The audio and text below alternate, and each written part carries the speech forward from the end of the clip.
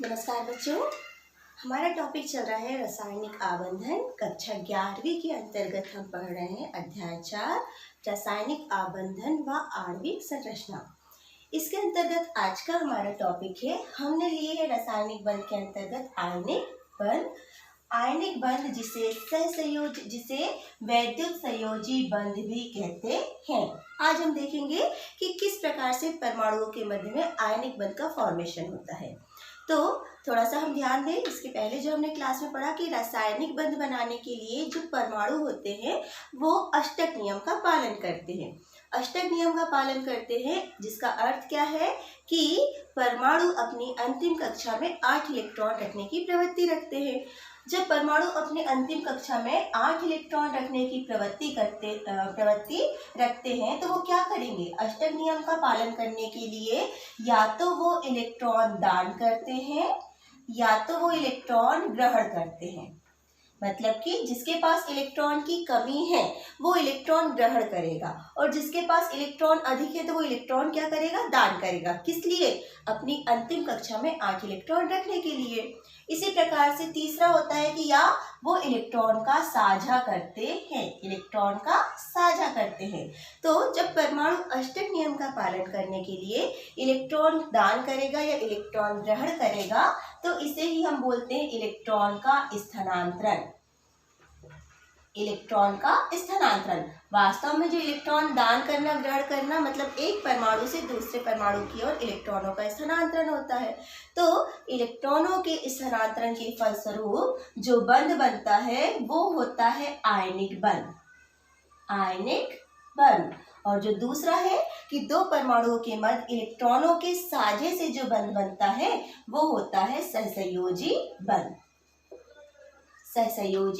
तो मुख्य रूप से जो रासायनिक बंध होते हैं वो दो प्रकार के हैं, आयनिक बंध और सहसंयोजी बंध। तो आज का जो हमारा फर्स्ट टॉपिक है, जो पहला हम पढ़ेंगे, इसके अंतर्गत क्या है, आयनिक बंध।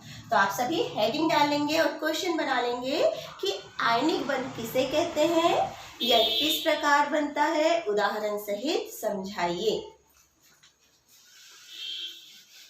क्वेश्चन नोट किया आपने, फिर से एक बार सुनेंगे। आयनिक बंध किसे कहते हैं, यह किस प्रकार बनता है, उदाहरण सहित समझाइए।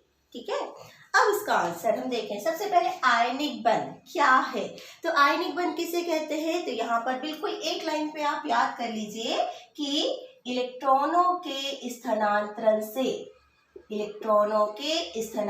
से जो बंध बनता है उसे आयनिक बंध कहते हैं। एक लाइन का ये आंसर है, इलेक्ट्रॉनों के स्थानांतरण से जो बंध बनता है उसे हम क्या कहते हैं, आयनिक बंध।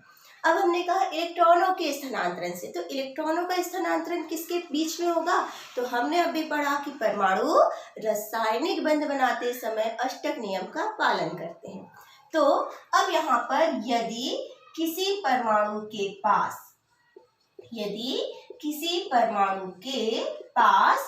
8 से अधिक इलेक्ट्रॉन है तो वो क्या करेगा, अष्टक नियम का पालन करने के लिए 8 से अधिक इलेक्ट्रॉन है तो वो क्या करेगा, इलेक्ट्रॉन का दान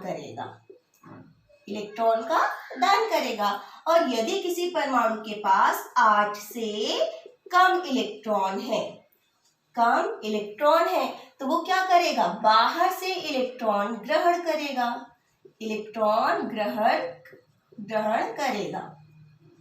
ठीक है, तो यहाँ पर किसी परमाणु के पास जब 8 से कम इलेक्ट्रॉन होते हैं तो इलेक्ट्रॉन ग्रहण करता है और यदि 8 से अधिक इलेक्ट्रॉन है तो वो क्या करेगा, इलेक्ट्रॉन का दान करेगा। तो क्योंकि हम पढ़ के आए हैं इलेक्ट्रॉन जब दान करता है, कोई भी परमाणु है, फॉर एग्जाम्पल M है, ठीक है, तो ये M है, इसके पास अगर ये इलेक्ट्रॉन दान करेगा मीन्स इलेक्ट्रॉन रिलीज करेगा तो इस पे कौन सा आवेश आ जाता है, धनावेश आ जाता है। और यदि कोई परमाणु इलेक्ट्रॉन ग्रहण करता है, जैसे हमने कहा 8 से कम इलेक्ट्रॉन है तो वो इलेक्ट्रॉन ग्रहण करेगा मीन्स इलेक्ट्रॉन जुड़ेगा, तो इस पे कौन सा आवेश आ जाता है, ऋणावेश आ जाता है। तो जब इलेक्ट्रॉन का दान होता है या इलेक्ट्रॉन ग्रहण किए जाते हैं तो इसके फलस्वरूप इलेक्ट्रॉनों के दान से पहले बनता है धनायन और फिर इलेक्ट्रॉन ग्रहण करने से या इलेक्ट्रॉन की वृद्धि से क्या बनता है, ऋणायन। ठीक है। तो जब इलेक्ट्रॉन आदान प्रदान की जो क्रिया होती है उसके फलस्वरूप धनायन और ऋणायन बनते हैं, और ये जो धनायन और ऋणायन है यही आपस में संयोग करके क्या बनाएंगे, धनायन और ऋणायन। जब ये आपस में संयोग करते हैं तो इनके बीच में जो आकर्षण बंध है, धनायन पे धनावेश है, ऋणायन पे ऋणावेश है, तो आकर्षण बंध के फलस्वरूप ये एक दूसरे को आकर्षित करते हैं, और आकर्षित करने के कारण ये आपस में जुड़ जाते हैं। जैसे M प्लस है, ये M माइनस से जुड़ गया है ना। अब यहाँ पे जो M है इसको हम लिख देते हैं X, अलग अलग, ठीक है। यहाँ पर हमने M को क्या कर दिया, X, तो ये MX आपस में जुड़ जाएंगे तो ये क्या बन जाएगा, MX यौगिक, जिसे हम क्या कहते हैं, आयनिक यौगिक, आयनिक यौगिक। तो ये जो आयनिक बंध है वो किस प्रकार से बनता है, आयनिक बंध बनाने की जो क्रिया होती है उस क्रिया में एक परमाणु जिसके पास इलेक्ट्रॉन अधिक होते हैं वो इलेक्ट्रॉन का दान करता है, जिसके फलस्वरूप धनायन बनते हैं, और दूसरा परमाणु जिसके पास इलेक्ट्रॉन क्या होते हैं, कम होते हैं, तो वो क्या करता है, इलेक्ट्रॉन ग्रहण करता है, जिसके फलस्वरूप क्या बनता है, ऋणायन बनता है।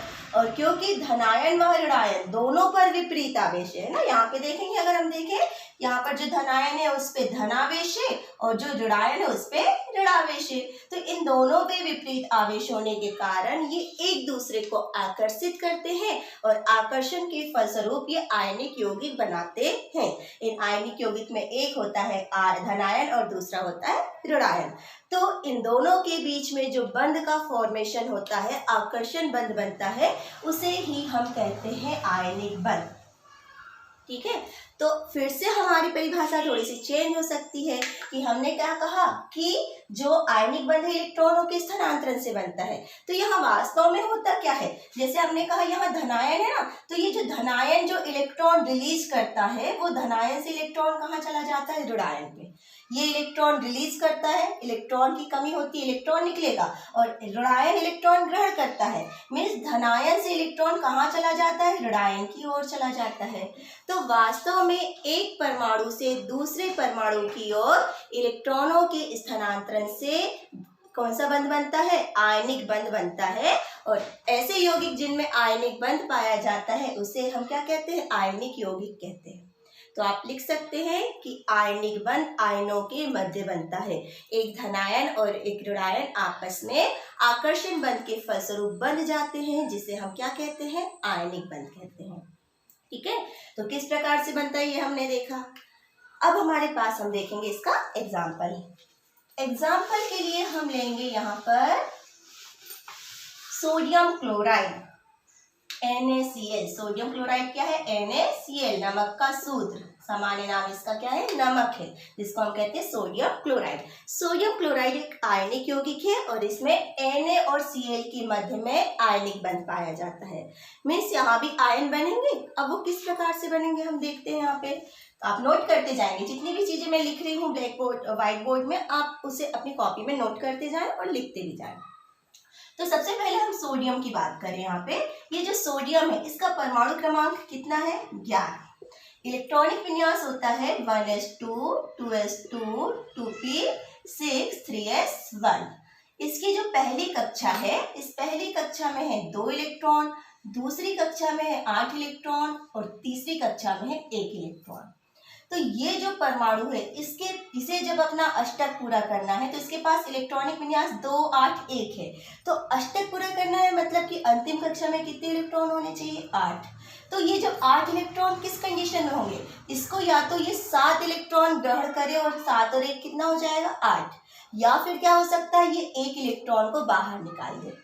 तो दोनों ही कंडीशन में आसान क्या होगा, 1 इलेक्ट्रॉन को बाहर निकालना। तो जो सोडियम होता है वो ये वाला जो 1 इलेक्ट्रॉन है इसको त्यागता है और सोडियम आयन बनाता है। तो हम इसे लिखेंगे, ये सोडियम है, इसके पास पहली कक्षा में 2 इलेक्ट्रॉन, दूसरी कक्षा में 8 इलेक्ट्रॉन, तीसरी कक्षा में 1 इलेक्ट्रॉन।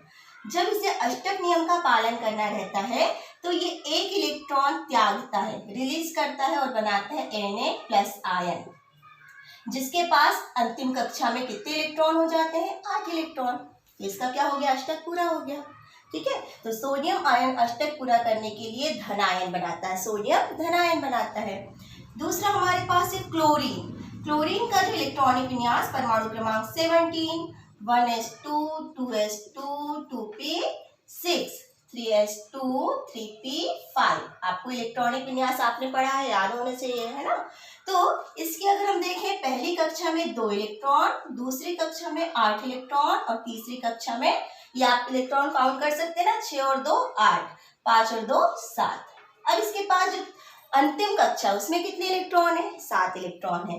तो ये क्या करेगा, ये जो क्लोरीन है इसको अपना अष्टक पूरा करना है, मतलब कि अंतिम कक्षा में 8 इलेक्ट्रॉन रखना है, तो ये या तो 7 इलेक्ट्रॉन दे दे या तो बाहर से 1 इलेक्ट्रॉन ले ले। तो आसान क्या होगा? 1 इलेक्ट्रॉन लेना। इसलिए जो क्लोरीन परमाणु होता है वो 1 इलेक्ट्रॉन ग्रहण करता है और 1 इलेक्ट्रॉन ग्रहण करने के बाद ये बनाता है Cl माइनस आयन, ऋण आयन, क्लोरीन माइनस आयन। और इसके पास देखेंगे, इसके पास पहली कक्षा में 2, 8 और 7, ये इसका इलेक्ट्रॉनिक विन्यास था 2, 8, 7। जब ये 1 इलेक्ट्रॉन ग्रहण करता है तो इसका इलेक्ट्रॉनिक विन्यास हो जाता है 2, 8, 8।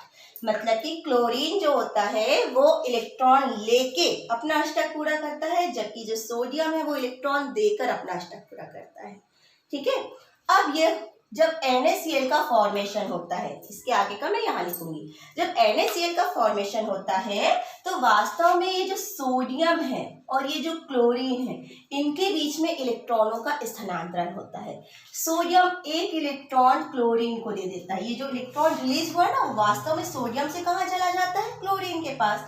इस कंडीशन में Na पे आ जाता है प्लस चार्ज और क्लोरीन पे आ जाता है माइनस चार्ज, और दोनों के अष्टक पूरे हो जाते हैं। अगर हम इनकी लुईस संरचना बनाए ना, 2, 2, 4, 2, 6, 7, 8, लुईस संरचना हम पढ़ के आ रहे हैं कि जो इलेक्ट्रॉन है, अंतिम कक्षा के इलेक्ट्रॉनों को आपको दर्शाना होता है तत्वों के साइड आसपास। तो ये लुईस संरचना में Na पे प्लस चार्ज होता है, Cl पे माइनस चार्ज होता है।